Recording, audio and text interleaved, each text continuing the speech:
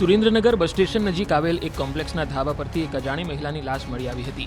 અજાણી મહિલા બાબતે પોલીસ દ્વારા તપાસ શરૂ કરવામાં આવતા મહિલા ધ્રાંગધ્રાની રહેવાસી હોવાનું સામે આવ્યું. ઉલ્લેખનીય છે કે મહિલાની લાશ મળી આવતા પોલીસે વધુ તપાસ હાથ ધરી હતી અને કોમ્પ્લેક્સ નજીકના સીસીટીવી પણ તપાસ્યા હતા. ત્યારે એક વ્યક્તિ મહિલાને ખભે ઉચકીને લઈ જતો હોય તેવું જોવા મળે છે. જેના આધારે પોલીસે વધુ તપાસ કરતા જાણવા મળ્યું કે 3 વ્યક્તિઓ દ્વારા 7 તારીખની મધ્યરાત્રિએ મહિલા સાથે એક બાદ એક દુષ્કર્મ આચરવામાં આવ્યું. હાલ ઘટનાની ગંભીરતાને ધ્યાનમાં લઈને પોલીસે કાયદેસરની કાર્યવાહી હાથ ધરી છે. એક મરણ જનાર સ્ત્રીની શંકાસ્પદ હાલતમાં લાશ મળી આવેલ હતી. જે બાબતે આગળ તપાસ કરતા તેમાં એમએલસી થી અને પીડીયુ જે કોલેજ છે રાજકોટ ત્યાં પીએમ કરાવવા મોકલેલું હતું, જેના પરથી હવે તારીખ 12/8/2025 રોજ એમાં ગુનો દાખલ કરેલ છે. જેની વિગત એ છે કે આ કામે ટોટલ 5 આરોપી અત્યારે ધ્યાને આવેલ છે. જેમાં એક આરોપી નંબર 1 પ્રકાશભાઈ માલાભાઈ પરમાર, આરોપી નંબર 2 જુમાભાઈ ફકીરભાઈ બાદાણી, બંને રહે સુરેન્દ્રનગર. જે બનાવમાં વિગત એવી છે કે આ બંને આરોપી અને બીજા અજાણ્યા 3 વ્યક્તિ જેઓ હજુ તપાસમાં નામ હજુ બાકી છે, જેઓ દ્વારા આ જે મરણ જનાર મહિલા છે તેને બસ સ્ટેશનની બાજુમાં આવેલ એક બિલ્ડિંગની અગાસી પર લઈ જઈ અને આ તમામ માણસો દ્વારા સામૂહિક દુષ્કર્મનો ગુનો આચરવામાં આવેલ હતો.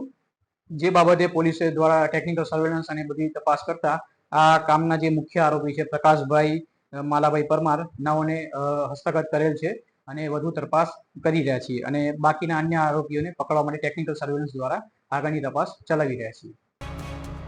સુરેન્દ્રનગર બસ સ્ટેશન નજીક આવેલ એક કોમ્પ્લેક્સના ધાબા પરથી એક અજાણી મહિલાની લાશ મળી આવી હતી.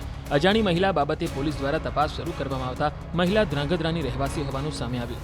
ઉલ્લેખનીય છે કે મહિલાની લાશ મળી આવતા પોલીસે વધુ તપાસ હાથ ધરી હતી અને કોમ્પ્લેક્સ નજીકના સીસીટીવી પણ તપાસ્યા હતા.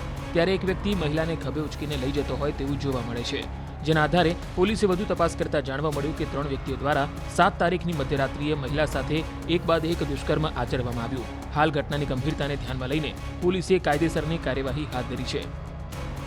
એક મરણ જનાર સ્ત્રીની શંકાસ્પદ હાલતમાં લાશ મળી આવેલ હતી.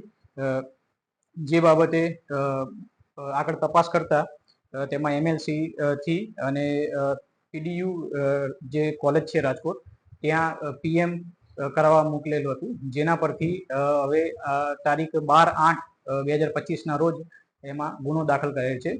જેની વિગત એ છે કે આ કામે ટોટલ 5 આરોપી અત્યારે ધ્યાને આવેલ છે. જેમાં એક આરોપી નંબર 1 પ્રકાશભાઈ માલાભાઈ પરમાર, આરોપી નંબર 2 જુમાભાઈ ફકીરભાઈ બાદાણી, બંને રહે સુરેન્દ્રનગર. જે બનાવમાં વિગત એવી છે કે આ બંને આરોપી અને બીજા અજાણ્યા 3 વ્યક્તિ જેઓ હજુ તપાસમાં નામ હજુ બાકી છે, જેઓ દ્વારા આ જે મરણ જનાર મહિલા છે તેને બસ સ્ટેશનની બાજુમાં આવેલ એક બિલ્ડિંગની અગાસી પર લઈ જઈ અને આ તમામ માણસો દ્વારા સામૂહિક દુષ્કર્મનો ગુનો આચરવામાં આવેલ હતો. જે બાબતે પોલીસે દ્વારા ટેકનિકલ સર્વેલન્સ અને બધી તપાસ કરતા આ કામના જે મુખ્ય આરોપી છે પ્રકાશભાઈ માલાભાઈ પરમાર નાઓને હસ્તગત કરેલ છે અને વધુ તપાસ કરી રહ્યા છીએ અને બાકીના અન્ય આરોપીઓને પકડવા માટે ટેકનિકલ સર્વેલન્સ દ્વારા આગળની તપાસ ચલાવી રહ્યા છીએ.